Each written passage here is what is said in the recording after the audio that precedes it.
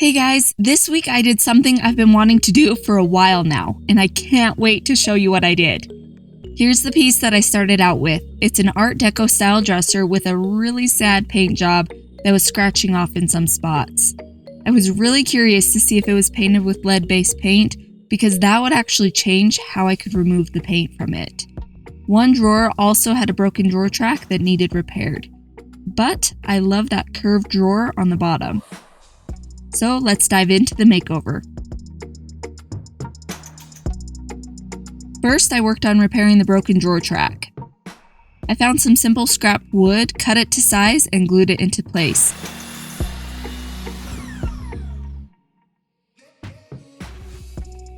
And then I added some weight on top of the wood to help it stay in place while the glue dried for 24 hours. And then I found out that the bottom drawer's track wasn't attached to the dresser either. It looked like the screws were loose and fell out, and I tried to screw the screws back in, but they couldn't grip anything. So I grabbed some larger and longer screws from my stash and screwed the drawer track back into place.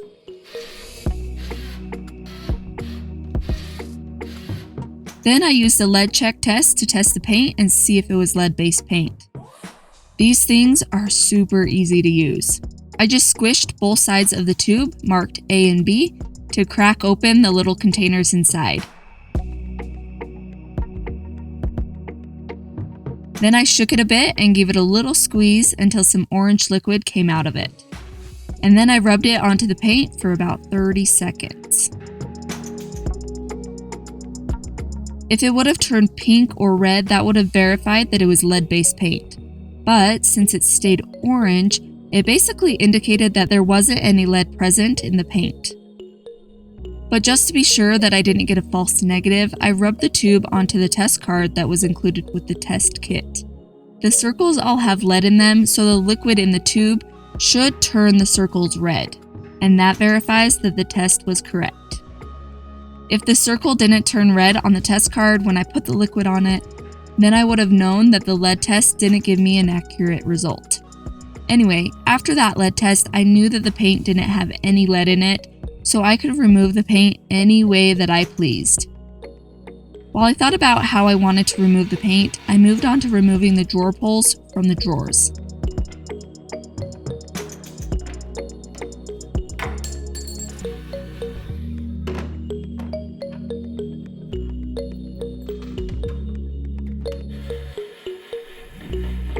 And then, since I plan to change out the hardware, I filled the old hardware holes with my favorite filler and wood repair product, Quick Wood.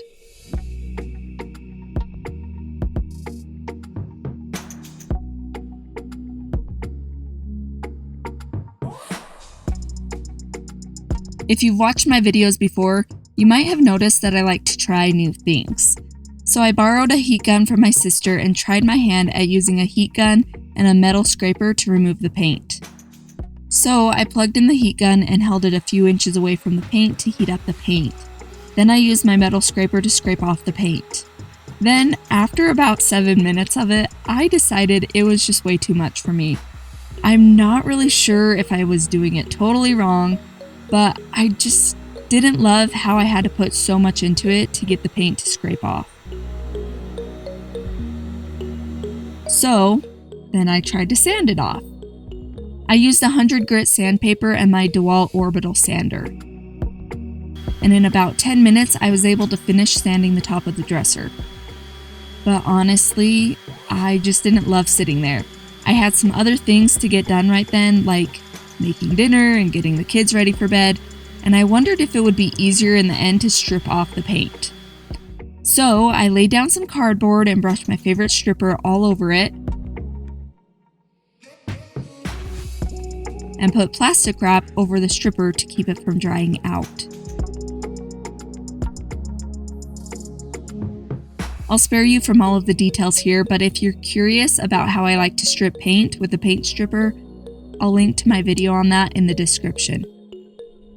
I'm a numbers girl, so just for kicks and giggles, I looked at how long it took me to strip versus sand off the paint. In the end, it took me just over 2 hours of actual work to get the paint and most of the old finish off.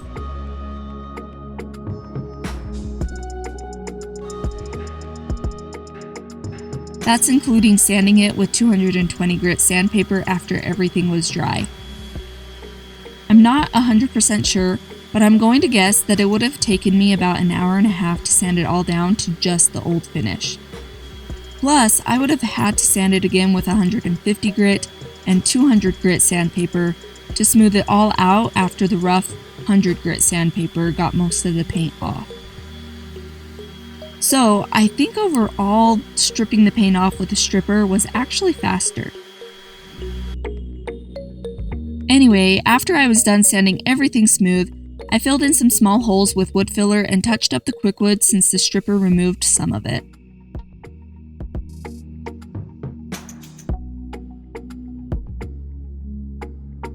Then I sanded it all down so it was smooth with the wood once it was dry. Okay, have you seen the fluted furniture or the reeded decor trend going on recently? I am absolutely loving the trend, including the West Elm inspired dresser that my friend Katie from Salvaged by K. Scott created a few months ago. I am in love with this dresser she did. So I went to our local Lowe's hardware store and picked out some half-round dowels to recreate the look in my own way. Half of them were warped, like none other, so I had to be really careful about the ones that I picked out.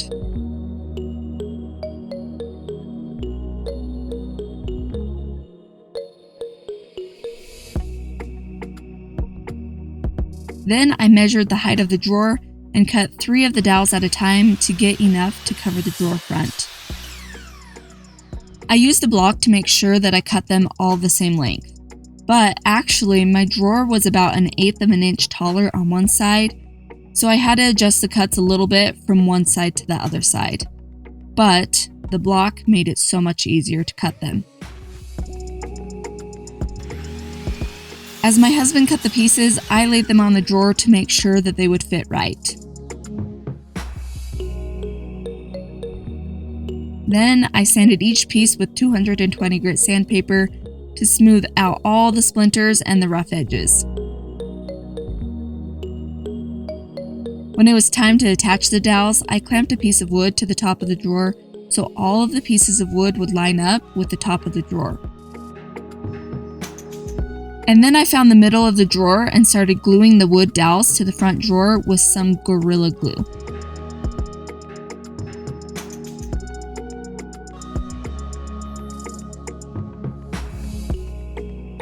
I used this really awesome rubber glue brush to spread out the glue.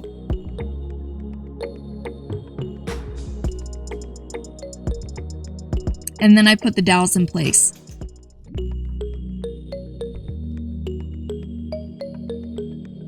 It actually went faster than I thought it would, taking about an hour to cut and glue all of the pieces to this one drawer.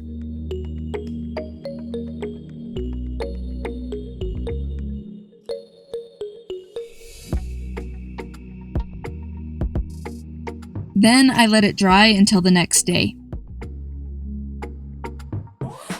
And then I sanded down the uneven bottom edge of the dowels with my orbital sander.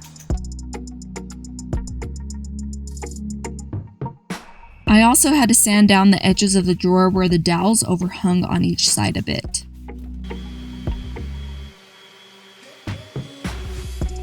And then I put the drawer back in place, and holy moly, I love the added texture on that bottom drawer.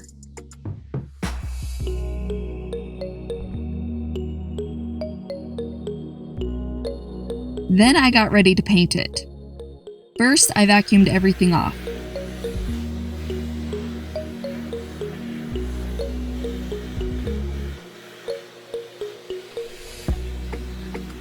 And then I wiped everything down with a tack cloth to pick up the remaining dust.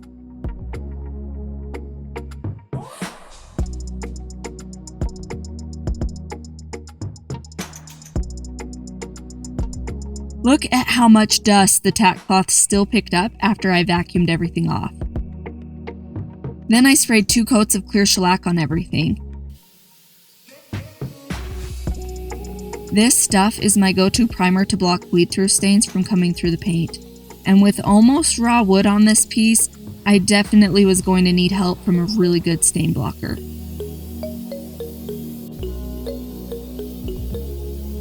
See how the top of the dresser has most of the old finish left on it, but some of it was sanded all the way off? Yeah, I should have done something to that before I started painting, but I'll show you what happened in a bit. I like to let the shellac dry at least overnight to help it really block stains, so I didn't get painting until the next morning. At the crack of dawn, I tried out a new color to see if I liked it, and I did. So I moved on to painting the rest of the dresser. I used Fusion Mineral Paints color Bayberry and brushed it on with the amazing Stahlmeister paintbrush. I didn't thin the paint out at all, but I did spray a mist of water on the dresser before brushing on the paint to minimize brush marks. The awesome thing about this paint is that it doesn't require a top coat to be super durable. I'm pretty picky when it comes to making sure paint is durable, but this stuff is good.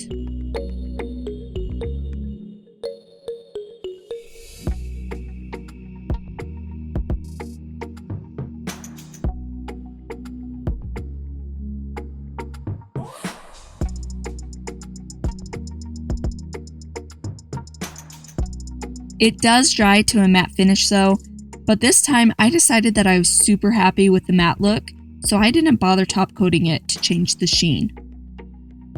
In between coats, I sanded it smooth with 220 grit sandpaper.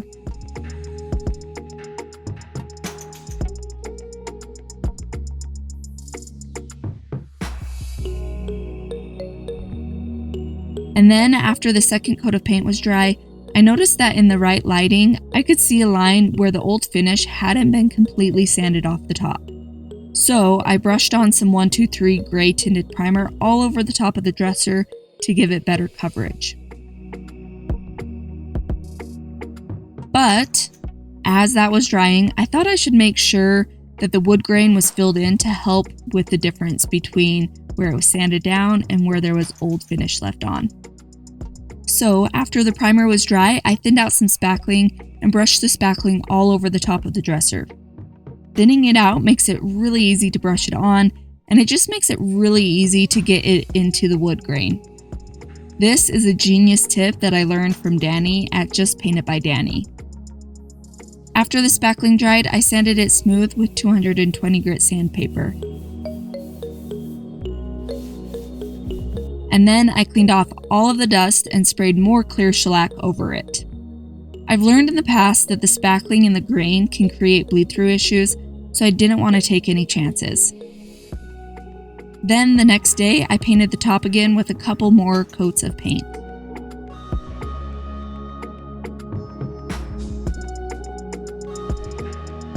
The paint dried in about an hour, so it was a pretty quick process. Last but not least, I finished it off with new hardware.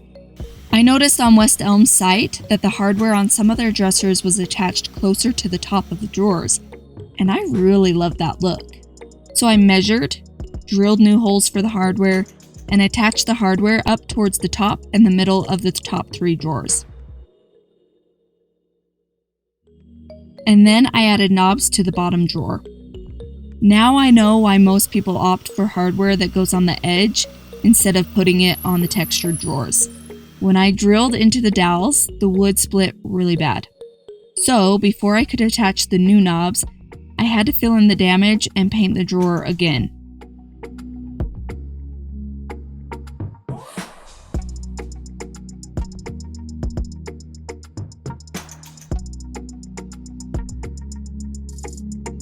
I think it was totally worth it though.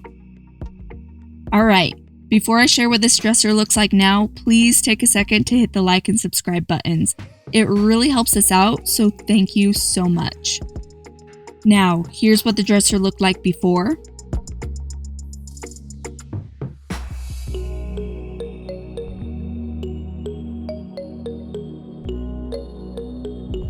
And here's what it looks like now. I don't know about you, but I love the detail on the bottom drawer. I absolutely love this bayberry color, and I love the offset hardware. The extra reeded detail cost about $25 extra for the one drawer. And since I love the shape of this dresser and how well it was made, it was totally worth it to me to spend some time stripping off the old paint so I knew that the new paint could stick really well.